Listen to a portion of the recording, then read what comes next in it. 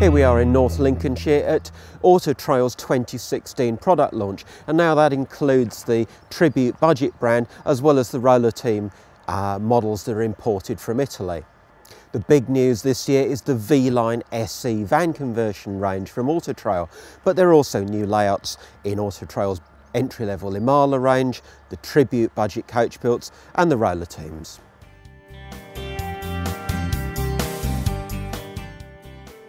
Now, Auto Trail re-entered the van conversion market a couple of years ago with this V-Line. It's a very different van conversion because it's got an extra high roof that Auto Trail add, and it's got these rather neat double glazed, almost flush windows right down the side.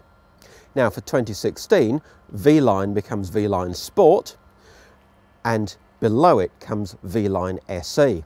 Now, V-Line SE is a much more standard product. It uses the standard Fiat high top rather than the raised roof of the original V-Line. It uses much more conventional windows, conventional layouts, all with rear lounges, although there are 4 models to choose from. The 4 models start with a 5.4 metre medium wheelbase, go through 2 long wheelbase 5.99 metre models, and finish with this extra long 6.36 metre version. Let's take a look and see what you get in there.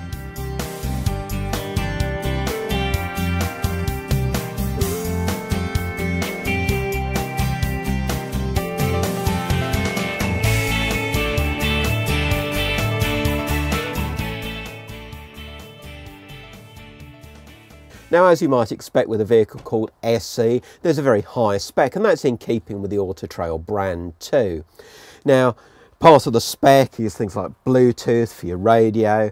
It's got alloy wheels, awning, TV aerial, even ESC on the base vehicle as standard, and you can have the full range of Fiat engine options and either manual or Comfortmatic gearbox on any of the engine options as well. Now, one thing I particularly like about this 635 version is the use of the space at the front of the vehicle. If you've got the back end made up as a bed, you've still got somewhere comfortable to sit, and you've got these Fiat captain's chairs as standard, but nice little coffee table area. And if you want more, if you want to actually have your breakfast here, there's a table as well that just pulls out and slots into the floor there. And then moving back through the vehicle, you've actually got a very good sized kitchen area, and although there is some worktop already, plenty more worktop with that extension flap. Fitted microwave comes as standard, and the thing I'm most pleased to see is lots and lots of drawer space, so good practical storage. Now, the cooker comes with 3 burners and a combined oven and grill, and that's actually fed by a 25 litre underslung gas tank, so cheaper refills, and the gas isn't robbing you of cupboard space inside the vehicle. On the opposite side, 96 litre fridge with removable freezer compartment, and then forward of that, the toilet and bathroom area. Not a separate shower. You do need a curtain for the showering, but it is quite a spacious area for a van conversion.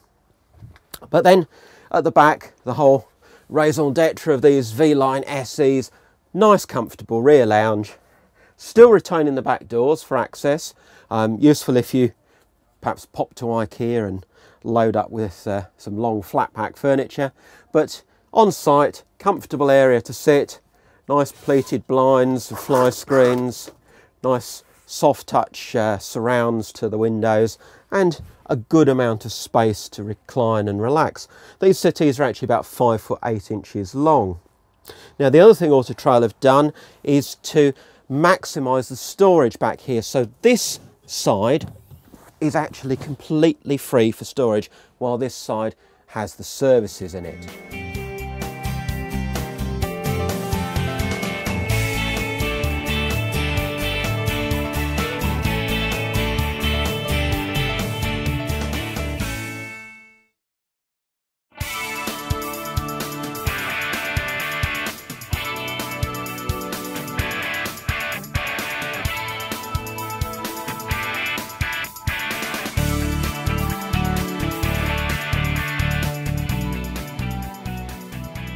At the other end of the V-Line SE range is this little baby, the 5.4 metre model.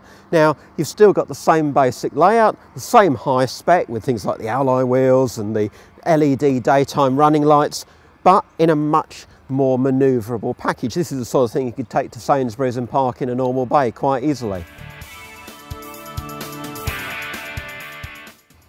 You still get 2 swivel cab seats, but you lose the nice sort of coffee table area, and very tall drivers might need to check that they've got enough rearward travel on the cab seat. I'm about 5'10" and it's fine for me. Then the kitchen's been a bit more compacted, but you've still got the worktop flap, so you've still got somewhere to do a bit of preparation even when the cooker and sink lids are both up. Still got the microwave. Very similar sort of bathroom arrangement with a tip down wash basin, and you've still got a rear lounge, although this one's again a little bit shorter. This is about 4'3" wide, and it of course makes a transverse double bed. But for what is a vehicle that's not much bigger than a VW camper, this vehicle seems to offer a lot of what you need in a 2-berth small motorhome.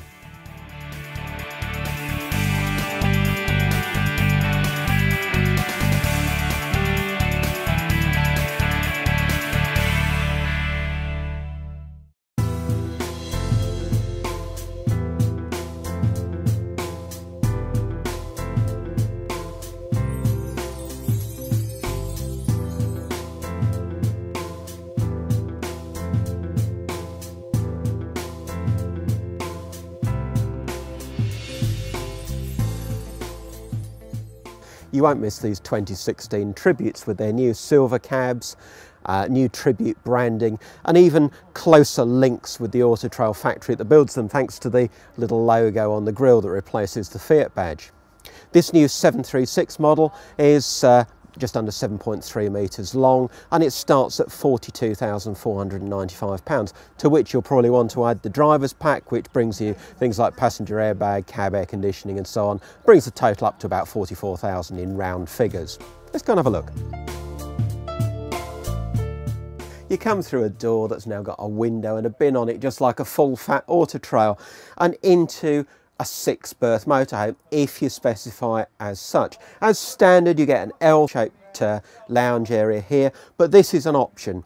A full Pullman dinette, and then further option is to have these rear-facing seat belts. That takes it up to 6 travel seats as a proper 6-berth, but you do then have to upgrade from a 3.5-tonne chassis to 3 650, so you'll need to check that your licence is okay for that. If you do go for a 6-berth, then 4 of you can dine around this table here, and you might, if there are some little ones involved, squeeze 6 into this front lounge for an evening's chatter and entertainment.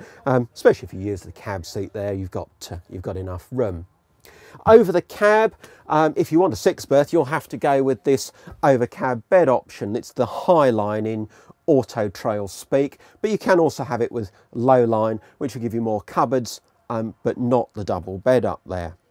As you move back through the centre of the vehicle, you've got a good washroom in this motorhome, because it's got a proper separate shower, something that you might not expect to find in a British budget model. Kitchen's a decent size, though if you really are using it as a 6-berth, you might struggle on fridge space. You haven't got a tall fridge freezer as you'd expect in a Continental rival. Sink's a good size, but you might have to be careful about water usage. And then you've got a new 3-burner triplex oven and grill in this model, as well as now a standard microwave. Again, a feature that's been handed down from the sort of full fat Auto Trails. If there's anything that gives away the sort of budget spec, it's the very flat furniture at the top, but something I'm sure most of us could live with. Perhaps not so keen on the old-fashioned gas fire, but at least it does come with mains power as well, and blown air, of course, to spread the heat around the vehicle. Rear lounge, beloved of British motorhomers, is quite small on this vehicle. You certainly won't get all 6 of you back here, 3 or 4 at the most around this small island leg table. But you do still get pleated blinds, you still get decent LED lighting all the way round. You still get positive locking on the top lockers, and you get quite a nice feel to the soft furnishings and fabrics. It's a vehicle that offers quite a lot for the money, although it does have certain compromises.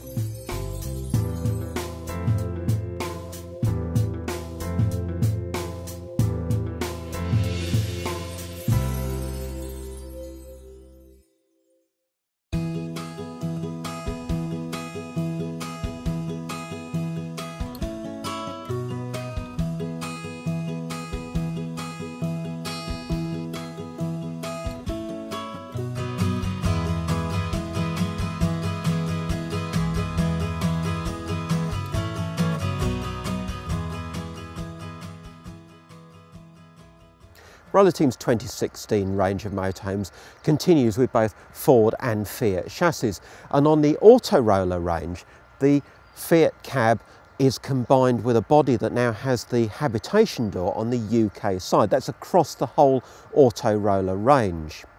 There's also a new low-line pod on the low profile models, and this 747 has a brand new layout developed especially for the UK. It takes the popular 746 floor plan, changes it slightly, but puts it from an overcab into this low profile body shape. Now this 7.33 metre low profile comes like all 2016 Roller Teams with the Lux pack as standard, so you get high specification things like the reversing camera now included in the standard specification.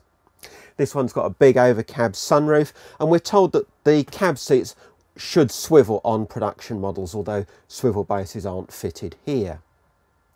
The key change from the 746 overcab model, which has a broadly similar layout to this, and that does continue for 2016, is that the wardrobe has moved from here behind the cab to the end of the kitchen unit, and that opens up a greater feeling of space in the lounge area at the front, but it also allows the fitment of a drop-down electric bed over the front seating area here. So this comfortably sleeps 4 people, although you could possibly sleep more if you made up a bed from the dinette seat here.